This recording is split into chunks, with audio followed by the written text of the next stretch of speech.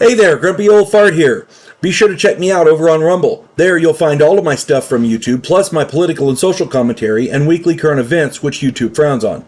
Links to my Rumble channel as well as my other YouTube channels and links to let you order my books are in the description of this video. If you enjoy my content, please like, subscribe, share, and comment. I welcome your comments, even if you disagree with me. Now, on with the video. Hey there, Grumpy Old Fart here. I'm doing an advanced Dungeons & Dragons monster video on the Kenku. I've been playing Dungeons & Dragons a long time, since the mid-70s. And during all my years of playing advanced Dungeons & Dragons, I've run across all manner of creatures, both friend and foe. I've only run into Kenku twice that I can recall. The first time was when our group needed a guide and we hired what we thought was a mute tribal barbarian to lead us through a mountain pass.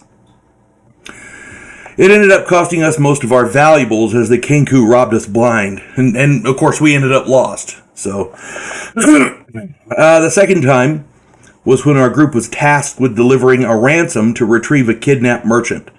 We delivered the ransom and got the merchant back. But by the time we'd return home, all of our personal valuables were gone. Yeah, Kenku can be quite mischievous and quite... Okay, they're thieves. Let's just call it what it is.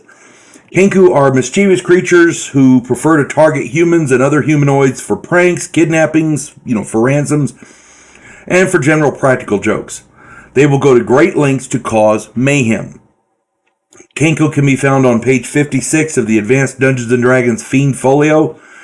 Be sure to read up on them very thoroughly before using them in your game. Kenku are one of the few creatures that I have never used in my games. I gotta be honest with you, I think that may change. Kenku have excellent fighting and thieving abilities as well as a plethora of innate abilities starting with shape change. Not only are they great at disguise, but they can also shape change. As they age, they gain hit dice, and as they gain hit dice, they gain magical spell capabilities. And also more innate abilities. These innate abilities include invisibility and call lightning. So they can look like somebody else, and worst comes to worst, they can become invisible. And if you still find them and you're still trying to get them, they can defend themselves quite well with call lightning. It can be quite nasty.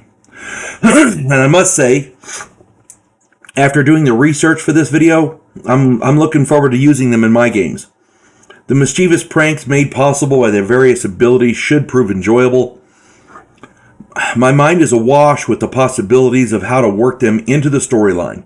And nothing else, they'll be useful to drive my players batshit crazy, because as a dungeon master, that's one of the things that you need to do once in a while. Just drive your players crazy.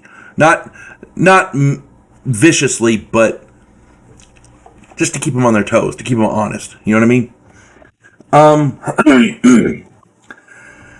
The Kenku's ability to fly away, because they can fly as well, they're actually bird people. They will prevent retaliation and help to stymie the players further. So there's a variety of different ways that you can use a Kenku, and because of their mischievous nature, they're more than willing to go out of their way to do weird things just to make your players crazy.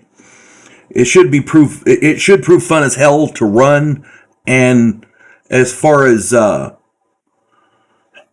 your players are concerned, unless they figure out what they're up against, it's going to be more confusion than anything else, and that's a good thing.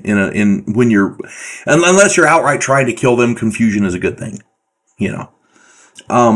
A little confusion goes a long way in your game. Making sure that your players aren't 100% positive of what's going on will keep them... It'll keep them guessing, and it'll keep them from becoming too full of themselves. I've had players who, once they figure out what's going on, they know exactly what they're doing, and they immediately go do it. And that can ruin a game. So once one player figures it out, they know what they're doing, and that's that. Kenku allow you to confuse your players and keep them confused long enough for the Kenku to get away. Once they figure out what's going on, it's too late. So that can be a valuable asset in any campaign. So anyway, if you get the opportunity, try running a Kenku, because I'm going to try. I'm going to definitely give them a shot. You folks have a good one now. God bless one and all. There is a house in New Orleans where the monsters all hang out.